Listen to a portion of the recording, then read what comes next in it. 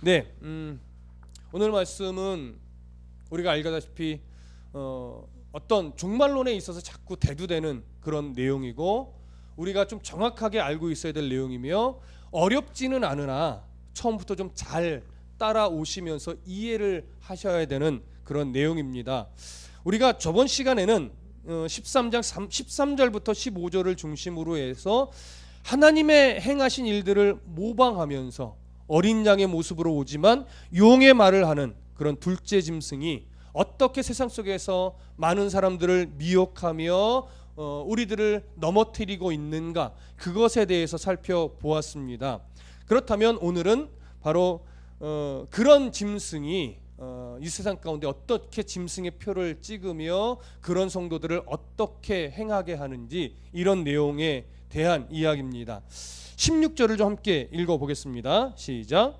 그가 모든 자 곧 작은 자나 큰 자나 부자나 가난한 자나 자유인이나 종들에게 그 오른손에나 이마에 표를 받게 하고, 자, 여기에 보면 이제 짐승의 표를 받게 한다 이렇게 말하고 있습니다.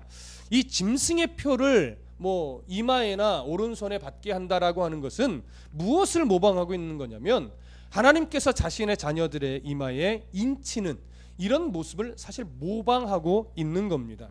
그래서 우리는 먼저 뭘 비교해 봐야 되냐면, 하나님의 인, 그 다음에 짐승의 표, 이 두 가지를 좀 비교를 먼저 해볼 필요가 있습니다. 하나님의 인이라고 하는 것은 하나님의 백성임을 표시하는 것인데, 그것은 헬라어로 스프라기조라고 하는 단어를 사용합니다. 근데 짐승의 표는 짐승의 권세 아래 종되고 노예가 된 표로 인식된 낙인과 같은 거예요. 그래서 스프라기조라고 하는 말을 쓰지 않고 헬라어로 카라그마라고 하는 단어를 써요. 그래서 정확하게 다른 단어입니다. 다른 단어인데 어떠한 외적인 모습으로는 비슷해요. 무슨 말씀인지 이해되시죠? 그래서 본래의 이 스프라기스라고 해서 하나님의 인이라고 하는 이 단어는 본래 어떤 상황에서 쓰이던 거냐면, 법적인 보호와 보증의 역할을 하는 그런 인장에 사용되는 단어예요. 무슨 말씀인지 이해되시죠? 하나님이 그러니까 법적으로 이 사람을 내가 보호합니다, 내가 이 사람을 보증합니다 라고 하는 것을 드러내는 도장이란 말이에요. 그때 사용하는 단어가 스프라기스예요. 그런데 이 짐승의 표라고 하는 단어에 사용된 카라그마라는 말은 그런 의미가 아니라, 주인이 이것은 내 소유요 하면서 짐승이나 노예에게 찍던 낙인이에요. 그때 사용되는. 그러니까 이런 낙인은 주로 어떤 방법으로 찍혀져요? 쇠를 불에 달궈서 보통 찍게 되죠. 그러니까 찍는다라고 하는 외적 모양은 비슷하지만 전혀 다른 의미입니다. 그러니까 이 두 단어가 본래 사용되어졌던 어떤 내용들만 비교해 봐도, 하나님이 자기의 백성들을 바라보는 시선과 사탄이 어떤 그 자기의 낙인을 찍는 그 사람들을 대하는 시선과 마음 자세 자체가 다르다는 걸 알 수 있어요. 하나님에게서 우리는 뭐예요? 하나님이 보호해 줘야 될 대상이고, 보호하며 내 백성이야 아무도 못 데려가라고 하나님이 보증하는 그런 아주 보호막 같은 역할의 인이지만, 사탄은 뭐예요? 자기의 노예처럼, 자기의 종처럼 그렇게 대하고 그렇게 바라보는 낙인과 같은 거라. 전혀 달라요. 근데 이것을 모방하여 가니까 마치 그것이 하나님의 인처럼 사람들을 여기게 만든다는 거죠. 이런 큰 차이를 가지고 있습니다. 그렇다면 16절에서 이러한 짐승의 표, 카라그마로 사용된 이 짐승의 표를 받을 대상이 누구라고 말을 합니까? 16절에 모든 자. 근데 이 모든 자는 누구냐면, 작은 자나 큰 자나 부자나 가난한 자나 자유인이나 종들이에요. 그러니까 이것은 무슨 말이냐면, 사회 계층 안에 구성되어 있는 양극단에 처한 모든 자를 말하는 거예요. 무슨 말씀인지 이해되시죠? 부자만도 아니고 부자와 가난한 자 다, 권세자만이 아니고 권세자도 있지만 아주 권세가 없는 밑바닥의 사람도 다 포함이 되는 거예요. 그러나 이 사회 양극단의 모든 계층을 다 포함하지만 누구를 제외한 모든 자일까요? 하나님의 인을 맞은 자를 제외한 모든 자에게 이 짐승의 표를 찍는 거예요. 무슨 말씀인지 이해되시죠? 그런데 한간에 이 짐승의 표를 어디에다 받게 하는 것인가에 대한 논쟁이 있었어요. 그게 뭐냐면 이런 거예요. 피부 위에 이 짐승의 표를 받는 거냐, 피부 안쪽에 짐승의 표를 받는 거냐, 이것에 대한 종말론적인 논쟁이 있었어요. 왜 이 논쟁이 중요했냐면, 제가 중고등학교 때, 고등학교 때인가도 있었어요.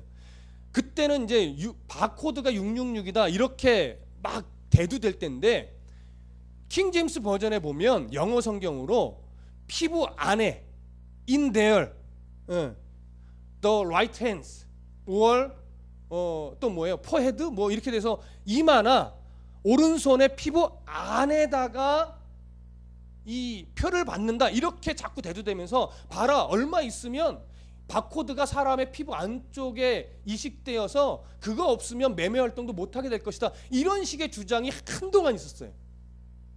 근데 오늘날은 그 베리칩 얘기를 종종 하잖아요. 베리칩이 피부 안에 이식이 되잖아요. 거 봐라, 이 구절과 정확하게 매치되지 않냐 하면서 이 바코드나 베리칩이 짐승의 수로 이해를 하고 그것이 피부 안에 이식되는 이 행위가 바로 오늘 16절에 짐승의 표를 받는다라고 하는 것과 동일한 것이다 하면서 이것을 매치시키기 위한 의도로 이것을 자꾸 강조했던 거예요. 그래서 그 근거를 무슨 성경으로 갖다 댔냐면 킹 제임스 버전 영어 성경을 근거로 해서 갖다 댄 거예요.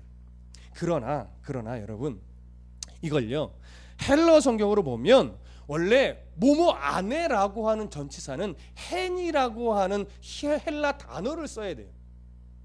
그러면 헬라어 성경에, 이 헬라어 성경 요한계시록 13장 16절에 hen을 쓰고 있을까요? 안 쓰고 있을까요? 안 쓰고 있어요. hen을 쓰지 않고 뭐뭐 위에라고는 에피라고 하는 전치사를 정확하게 쓰고 있어요.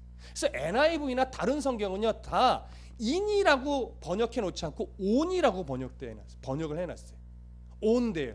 그 위에, 오른손 위에, 이마 위에 그냥 찍으니까 이것은 피부 위라는 개념도 별로 없고요. 그냥 찍는다는, 표시한다는 그걸 의미하는 거예요.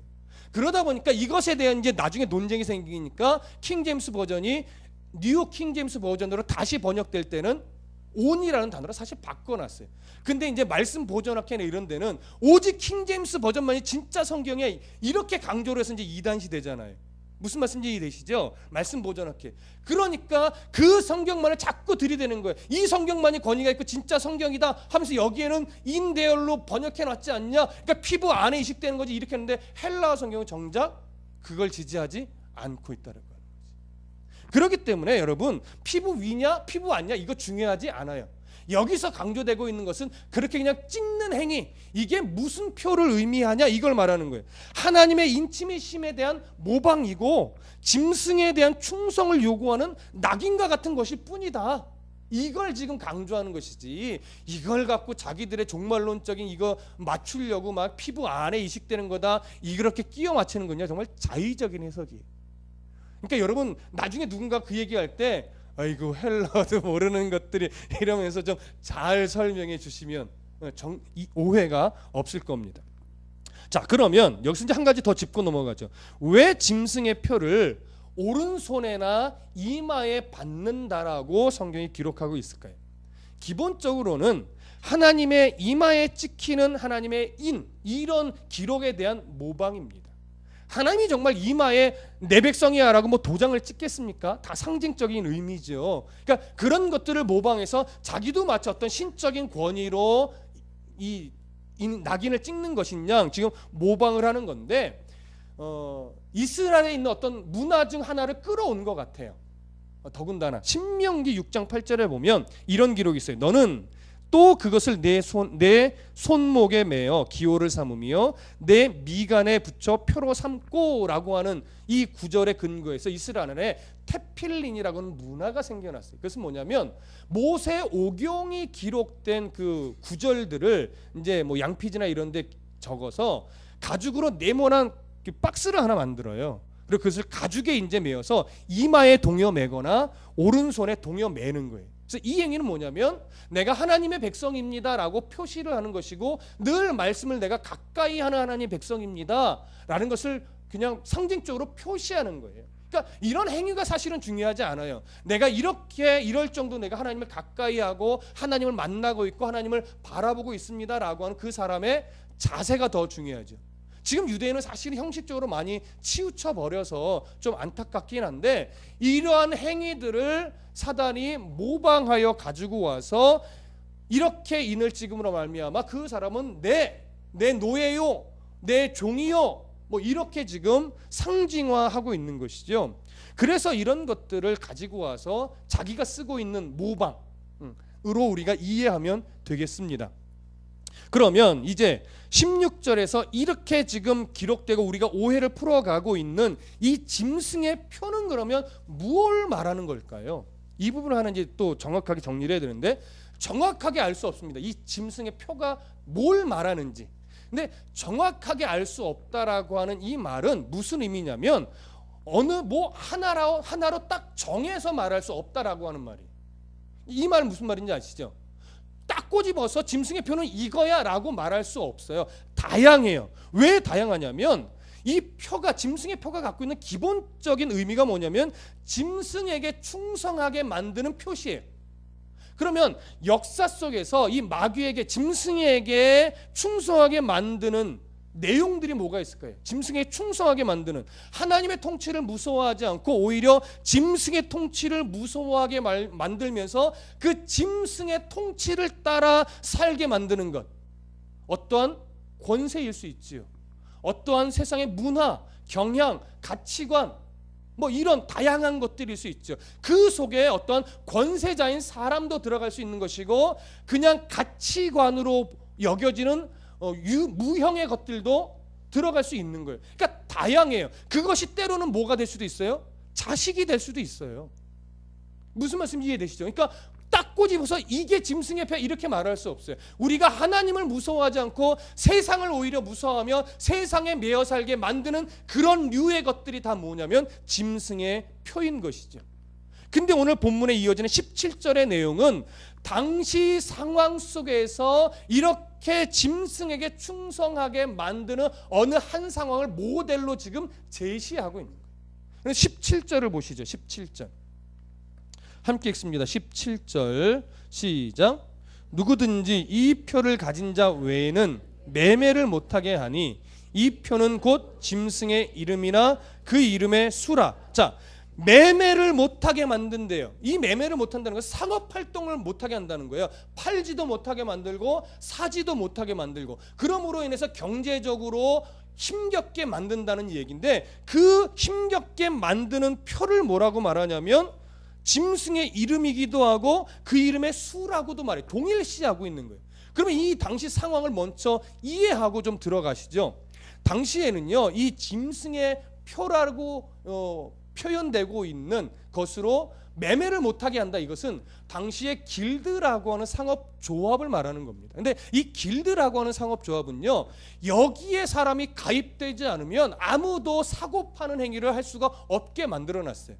근데 이 길드에 가입하려면 조건이 있어요. 황제를 숭배하거나 우상을 숭배하고 그 재단에 드려진 재물을 꼭 먹어야 했어요. 이런 행위를 하지 않으면 길드의 조합원으로 받아주지 않았었는데 왜 이것이 이렇게 좀 힘겹게 아주 강하게 이런 일들이 생겨났냐면 먼저는 로마 정부에서는요 실제로 황제를 숭배하라 이런 것들을 강요한 적이 없대요. 실제로는 문서적으로 내려서 로마 황제 이제 신전을 만들고 로마 황제 숭배하도록 모든 백성을 그렇게 만들어라 이렇게 강요한 적은 없는데 로마가 제국화되면서 그 여러 나라의 속국이 된 지방 나라들이 있잖아요. 그 나라들이 로마 정부에 잘 보여야 기득권을 얻고 또 우월한 유리한 위치와 또 돈을 벌 수 있는 길이 열리니까 서로 자기들이 경쟁하듯이 우리가 로마 황제 신전을 만들겠소.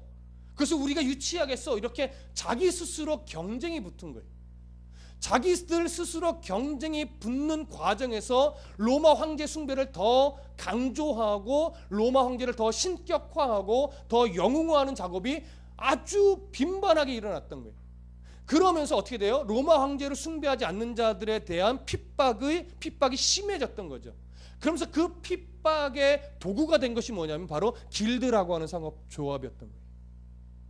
그래서 이 길드라는 조합에 가입하지 않고 믿음을 지키려고 하다가 경제적으로 매우 궁핍하게 된 이야기가, 교회가 계시록 앞에 보면 기록되어 있어요. 바로 계시록 2장 3절에 기록되는 서머나 교회, 그리고 3장 8절에 기록되어 있는 빌라델비아 교회가 바로 이런 상업활동의 제자로 인해서 경제적인 빈곤을 당했던 아주 대표적인 교회의 모델인 것입니다. 그래서 이런 상황들은요, 결국 계시록 오늘 13장 15절에 보면 이렇게 돼 있어요. 짐승의 우상에게 경배하지 아니하는 자는 몇이든지 다 죽이게 하더라. 자, 이 말씀을 저번 주에 드리면서 마귀 사탄이 사람을 죽인다고 그랬어요? 아니면 마귀 사탄이 세상의 어떤 문화와 경향 안에서 사람이 사람을 죽이게 만든다고 말씀드렸습니까? 사람이 사람을 죽이게 만든다고 했죠. 짐승이 사람을 죽일 권한이 없기 때문에. 그러니까 이런 문화, 길드라고 하는 문화를 이용해서 결국은 누가 누구를 지금 죽이고 있는 거예요. 사람이 사람을 죽이고 있는 거예요. 하나님을 두려워하지 않고 있는 사람들이 세상에 잘 보이고 출세하기 위해서 하나님을 두려워할 줄 아는 그 하나님의 백성들을 자꾸 죽음으로 몰아가는 거예요.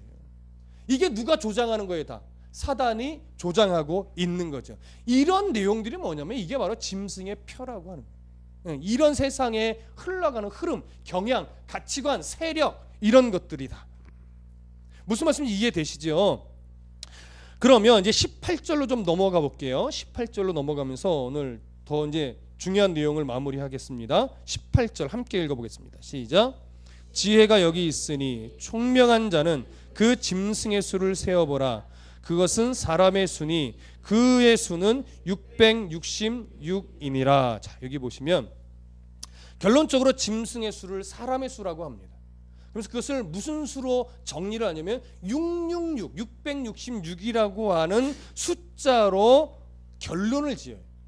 그러다 보니까 많은 학자들이 이 숫자가 의미하는 사람의 수라고 말을 하니까 이 숫자가 의미하는 사람이 누구냐, 이렇게 하면서 수수께끼 풀듯이 이것에 대한 연구를 하는 거예요. 그러다 보니까 거론됐던 사람의 이름이 누구냐면 네로, 교황, 히틀러, 스탈린, 사담 후세인, 이런 사람들의 이름이 많이 거론됐습니다. 그가 바로 사탄이다, 그가 바로 666에 해당하는 사람이다, 이렇게 된 것이죠. 세대주의적 종말론자들 가운데는 666을 바코드나 컴퓨터나 신용카드, 때로는 베리칩으로 계속 발전하면서 주장해 오기도 했습니다. 그러나 이런 해석들은요, 계시록이 가지고 있는 어떤 역사적인 배경들을 전혀 고려하지 않고 있는 자의적인 해석일 수밖에 없습니다. 왜 666을 이렇게 사람으로 지칭을 하게 되고 해석하게 됐느냐? 학자들이 연구를 하는 가운데 무엇을 발견하게 됐냐면 게마트리아라고 하는 이 당시 고대 근동의 헬라 문화 안에 있던 문화 풍습을 발견하게 됐어요. 근데 이 게마트리아는 뭐냐면 당시 라틴어나 히브리어나 헬라어는 사실은 아라비아 숫자를 잘 쓰지 않고 알파벳 하나하나에 숫자 개념을 넣어놨어요.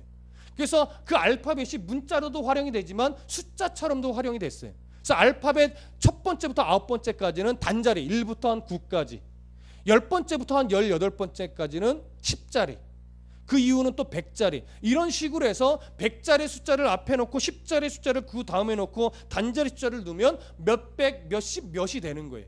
이렇게 알파벳을 숫자로도 활용하던 문화가 있었는데, 그건 문화가 아니죠. 그렇게 활용했었는데 게마트리아라고 하는 문화는 뭐냐면 그런 숫자로 된 것을 이용해서 사람의 이름이 있잖아요. 라틴어든 히브리어든 헬라어든 사람의 이름을 딱 써놓으면 거기 알파벳이 있잖아요. 그 알파벳 숫자를 밑에다 쭉 이어서 쓰는 거예요. 그 숫자들을 더해요. 더하면 총 몇이 나오겠죠.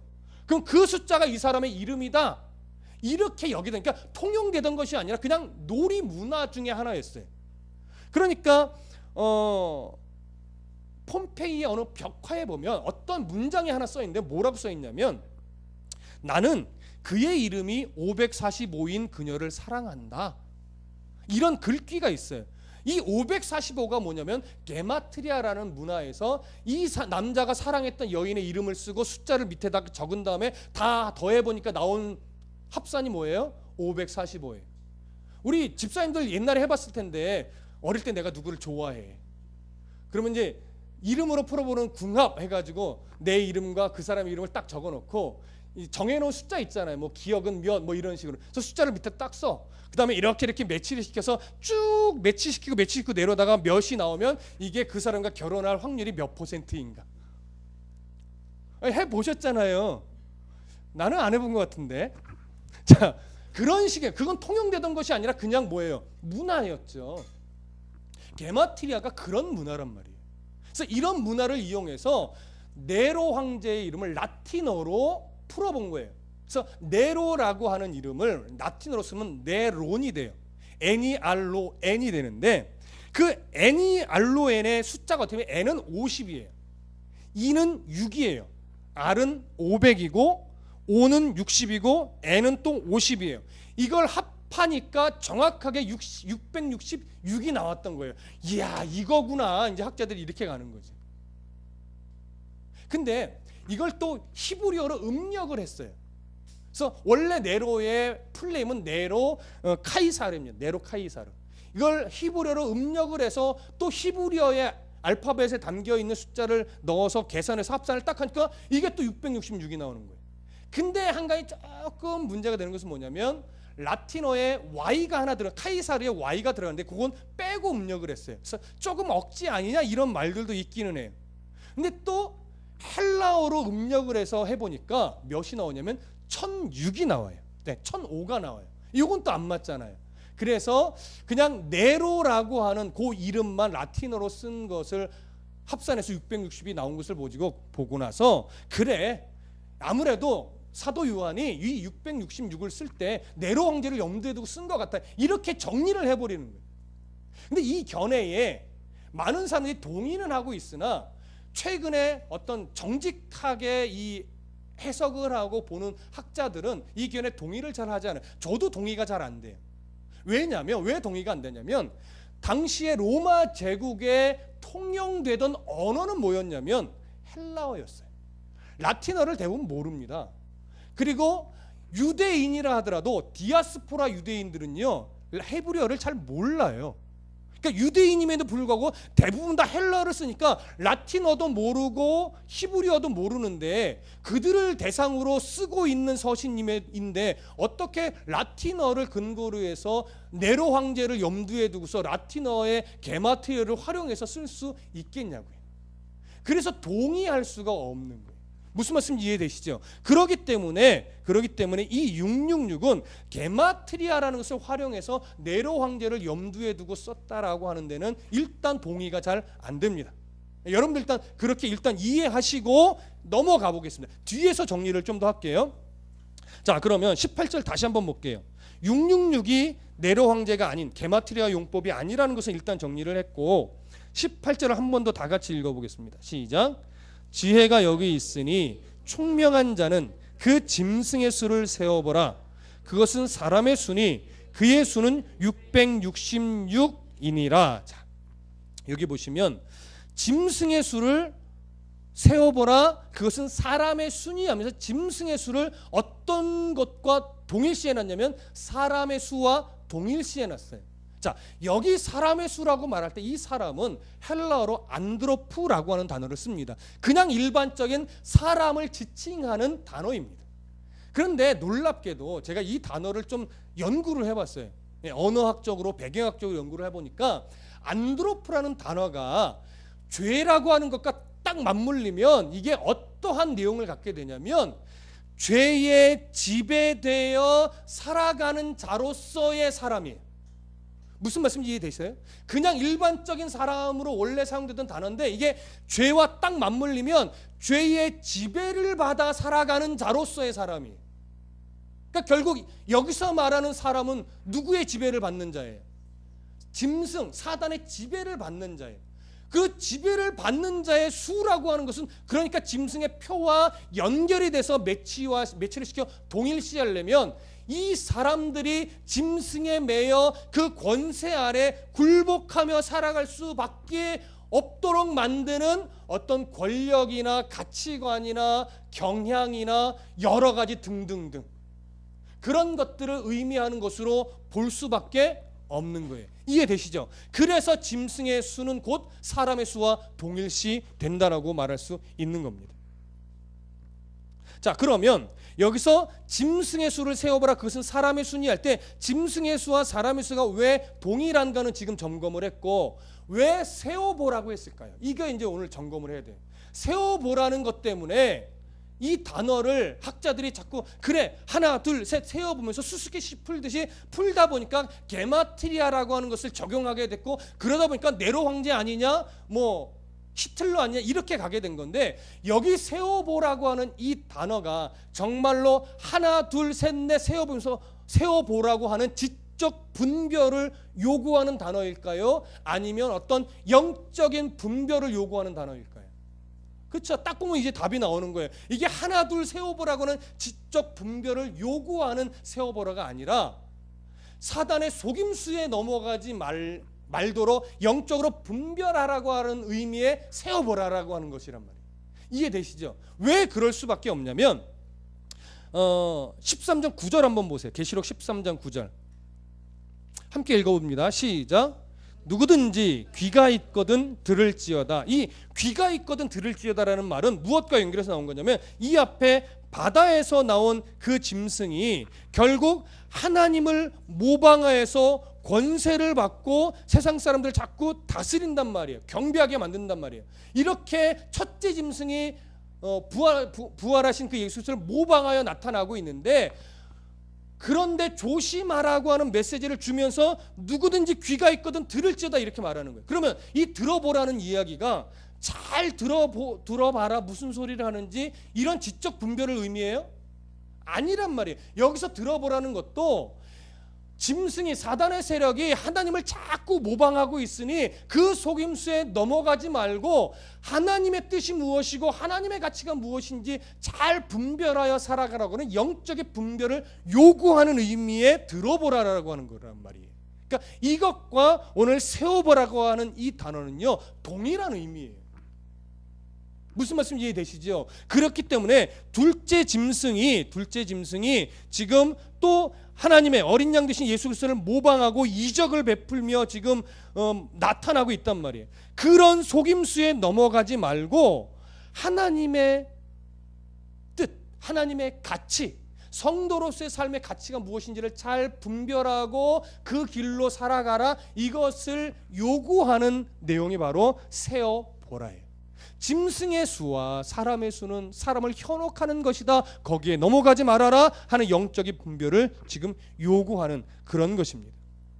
그렇기 때문에 자 17절에서 말하고 있는 이 표, 짐승의 이름, 그 이름의 수, 이거는 다 같은 거예요.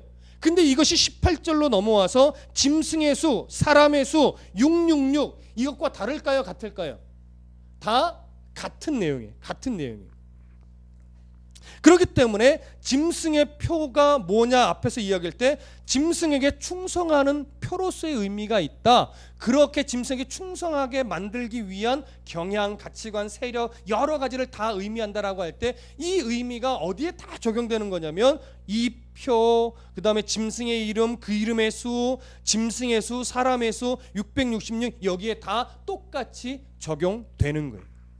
그래서 우리는 영적 분별이 필요한 겁니다. 이 세상 속에서 우리가 살아갈 때 정말로 세어보아야 돼요. 정말로 잘 들어봐야 돼요. 그 세력이, 그 가치가, 그 사람이 정말로 하나님의 사람인지 하나님의 가치를 가지고 이끌어가는 자인지, 그 목사의 설교가 정말 하나님의 소리를 내는 설교를 하는 자인지 세어보고 들어보고 분별해야 된단 말이에요. 오늘날 이걸 요구하는 거예요, 여러분. 그래서 신앙을 목사한테 뿌리 내려라, 뿌리 내리지 말아라. 뿌리 내리지 마라. 이건 뭐예요? 분별하라는 거예요. 목사를 무시하라는 것이 아니라 그 목사가 설교를 할 때 정말로 하나님을 드러내고 하나님의 가치를 말하고 하나님의 음성을 내고 있는지 분별하여서, 그가 하나님의 말씀을 전하고 있다면 목회자로 존중을 하되 하나님의 소리를 내지 않고 어린 양의 탈은 쓰지만 용의 말을 하고 있다면 목사예요, 목사 아니에요? 그건 냉정해야 돼. 목사 아니란 말이에요. 그래서 신앙은 말씀에 뿌리를 내리는 거지 목사나 교회에 뿌리를 내리는 것이 그래서 아니란 말이에요. 목사한테 뿌리 내리면 짐승의 표를 받는 자가 되어 있을 수도 있단 말이에요. 그래서 조심해야 되는 거예요. 자, 그러면 그래서 우리가 분별을 갖고 헤아려 보고 세워보는 삶을 꼭 살아야 되는데 왜 마지막에 666이라고 하는 숫자적으로 이것을 표시했을까요? 이걸 이제 정리하면 이제 결론이 되는 거예요. 왜 굳이 666이라고 하는 숫자로 기록했을까? 근데 잘 생각해 보세요. 우리가 성경, 특히 요한계시록은요, 어떤 숫자의 상징적 의미를 많이 담고 있습니다. 특별히 7이라고 하는 숫자는 계시록에서 무엇을 상징하죠? 완전을 상징해요. 완전수예요. 하늘의 숫자와 땅의 숫자를 3과 4를 합쳐서 완전수. 그래서 그 7은 완전하신 하나님을 상징하는 거예요. 그런데 6은요, 그 완전에서 비슷하게 달려가는데 뭐가 모자라요? 1이 모자르지요. 부족한 수예요. 완전하지 못한 불완전한 수라고요. 근데 그 불완전한 수가 3개 겹쳐 있어요. 완전히 불완전하지요. 하나님을 모방하여 정말로 완전을 모방하여 열심히 달려가지만 결국은 완전할 수 없는 그 숫자 666이에요. 무슨 말씀 이해되십니까? 하나님을 모방하는데 하나님이 될 수 없어요. 세상 속에서 하나님의 이적을 베풀고 큰 일을 행하는 것 같고 뭔가 권세자로 나타나지만 결국 하나님을 드러내지 못하는 불완전하고 모방할 수밖에 없는 자로서 결국은 실패자일 수밖에 없는 수 666입니다. 이해되십니까? 그래서 666은 거짓의 숫자예요. 그래서 666은 불완전한 숫자예요. 그래서 666은 실패할 수밖에 없는 숫자예요. 그래서 666은 하나님을 모방하고 있는 숫자일 수밖에 없는 거예요. 그래서 우리는 이런 사단의 세력을 무서워할 이유가 전혀 없는 거예요. 우리는 분별하면서 잘 견디기만 하면 되는 거예요. 두려워하지 말고 이 사실을 독자들에게 알려주며 격려하기 위한 의도로 사단이란다. 사도 요한이 666이라는 표현을 사용하면서 세어보라, 들어보라 이런 말을 하고 있는 겁니다. 지금의 우리 문화에서는 약간 이해하기가 어려워서 이렇게 풀어드려야만 이해가 되지만 당시 문화는 우리가 잘 모르지만 그 문화 안에서 이 독자들은 충분히 이렇게만 써도 이 의미를 이해하고 위로받고 그래 두려워하지 말자라고 결심하며 종말의 시대를 잘 살아갔을 겁니다. 이해되시죠? 그래서 우리는 666을 그렇게 이해해야 건강한 신앙인으로 살아갈 수 있는 겁니다. 여러분, 이 시대 마찬가지입니다. 사단의 세력은 정말로 교묘하게 성도들을 미혹합니다. 때로는 목사로 가장에서도 미혹하는 것이 사단의 세력이고 교회라는 이름으로 가장에서도 우리를 넘어뜨리려고 미혹하는 것이 사단의 세력입니다. 제발 세워보십시오. 제발 좀 들어보십시오. 제발 영적인 분별력을 가지고 정말로 하나님이 기뻐할 만한 교회인가, 하나님이 기뻐할 만한 설교를 하는 목회자인가 분별하여 하나님의 성도답게 여러분 살아가셔야 합니다. 조금이라도 방심하면 우리의 시선과 가치관을 우리는 빼앗겨요. 그래서 나는 성도야라고 말하지만 실제 삶을 보면 성도가 아닌 것처럼 살아갈 때가 너무나 많은 거예요. 그게 안타까운 거예요, 여러분. 그래서 우리는 더 성도다운 삶을 먼저 우리가 살아내셔야 됩니다. 그리고 우리의 자녀들을 더 성도답게 살 수 있도록 바르게 안내를 해야 됩니다. 그래서 여러분들의 삶의 순간순간이 얼마나 중요한지 모릅니다. 이런 잘못되고 어리석은 세상의 가치관에 속아 넘어가지 마시고 잘 영적인 분별을 가지고 완전하지 못한 666의 세력에 넘어가지 마시고 정말로 바른 가치를 가지고 성도다운 싸움을 하며 살아가는 우리 모두가 되시기를 간절히 부탁드립니다. 기도하겠습니다.